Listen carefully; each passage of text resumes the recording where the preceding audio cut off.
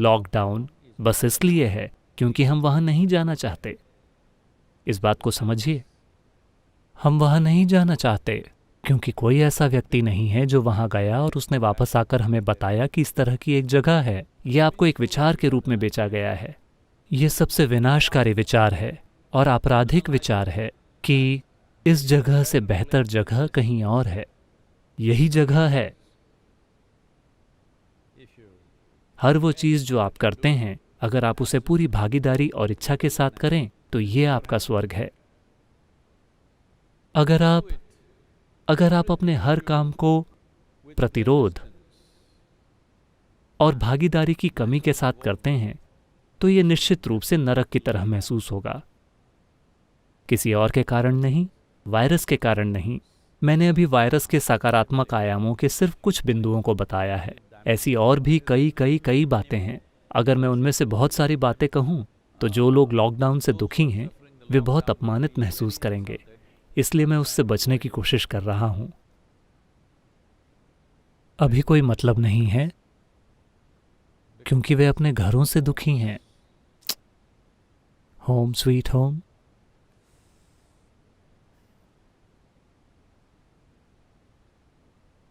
हर समय लोग अपने प्रियजनों के बारे में बात करते रहते थे।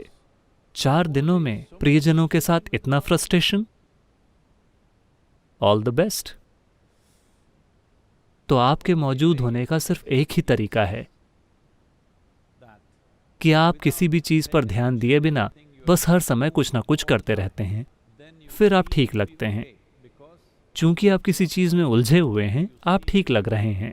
अभी ये एक अच्छा समय है बैठने का और अपने पागलपन के विभिन्न स्तरों का पता लगाने का और उस पर काम करने का। जब मैं कहता हूं उस पर काम करना, तो इसका मतलब ये नहीं है कि आपको कोई साइकियाट्रिक प्रक्रिया करानी है। बस इतना जानना कि आप जिससे दुखी हैं वो सिर्फ आपका मानसिक नाटक है, आपका नाटक।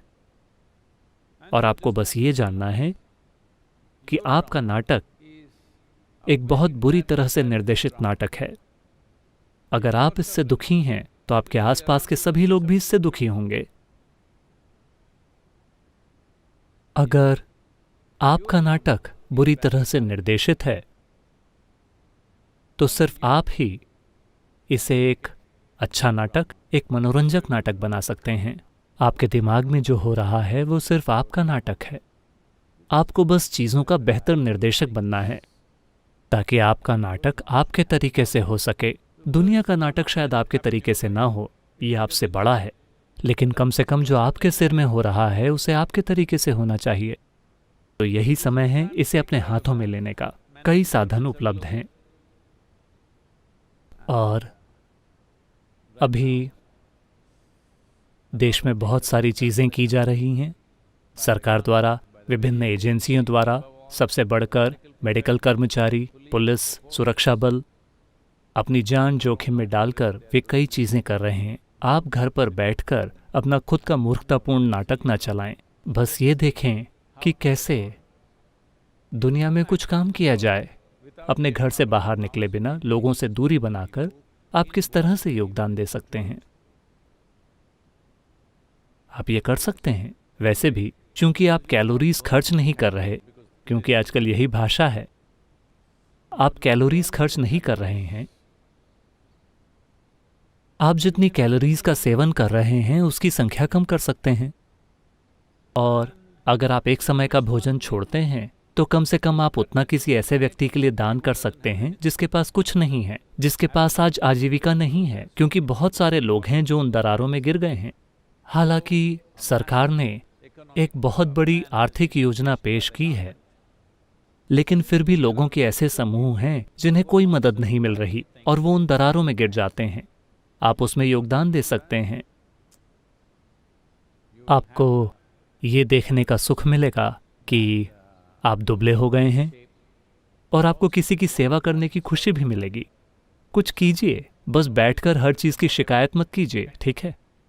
अगर आप इन 3 हफ्तों के बारे में शिकायत करते हैं तो अगले 3 सालों तक आपको बिना छुट्टी के काम करना होगा, क्योंकि मुझे लगता है कि आपको अपने काम में इतना मज़ा आ रहा होगा।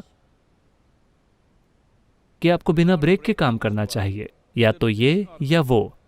अगर आपको दोनों से दुख मिलता है तो क्या करें? आप अपने काम से दुखी नहीं हैं, आप ब्रेक से भी दुखी नहीं हैं, आप अपने खुद के मन की प्रकृति से दुखी हैं। इसे ठीक करने का समय आ गया है। सदगुरु, पहला सवाल ईशा इनसाइट एलुमनी के बैंगलोर चैप्टर से है। नमस्कारम सदगुरु, मैं बैंगलोर का एक बिजनेसमैन हूँ।